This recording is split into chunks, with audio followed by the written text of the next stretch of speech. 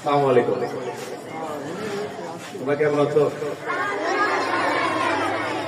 ৪৫ অগ্নিগুড়ি সরকারি প্রাথমিক বিদ্যালয়ের আজকের এই বছরের প্রথম দিনের বয়োৎসবের উপস্থিত রয়েছেন আমাদের গুরুজন, শিক্ষক এবং শিক্ষিকাগণ, আমার ছোট ভাই। তোমরা কেমন আছো? সবাই ভালো? আসলে আমরা এমন একটি সময়, আজকের এই বয়োৎসবটা হচ্ছে আজকে গত ৩০ তারিখ আমাদের এমন একজন নেত্রী মারা গেছেন ভোর ৬টার সময়, যিনি তোমাদের জন্য শিক্ষা, প্রাথমিক শিক্ষা বাধ্যতামূলক করেছিলেন, যিনি মেয়েদের শিক্ষা ব্যবস্থা অবৈতনিক করেছিলেন, উপবৃত্তি চালু করেছিলেন, এমন একজন নেত্রী গত ৩০ তারিখ মারা গেছে।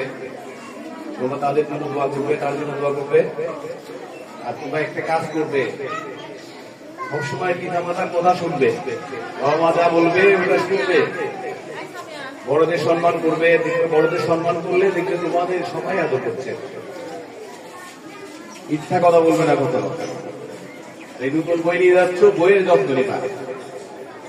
লেখাপড়ার শেষে অনেকে দেখি আমাদের বাড়িরও ছেলে মেয়ে আছে, বইগুলো ফেলে খুলে রেখে চলে যায়। বইয়ের যত্ন নিবা, ভালো থাকবা তোমরা। আসসালামু আলাইকুম। ধন্যবাদ জানাচ্ছি মেহেদী হাসান রনিকে গুরুত্বপূর্ণ বক্তৃতা দেওয়ার জন্য। এবারে আমাদের মাঝে রাষ্ট্রীয় প্রথম হয়েছে তাহিদুর রহমান, চলে আসো। সাইমা মুসাম্মদ সাইমা চলে আসো। সালাম দিবা। রুশাদ জাহান নিসা চলে আসো। হারিয়া চলে আসো।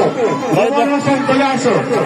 হ্যাঁ চলে আসো, রেডি থাকো। ক্লাস 3।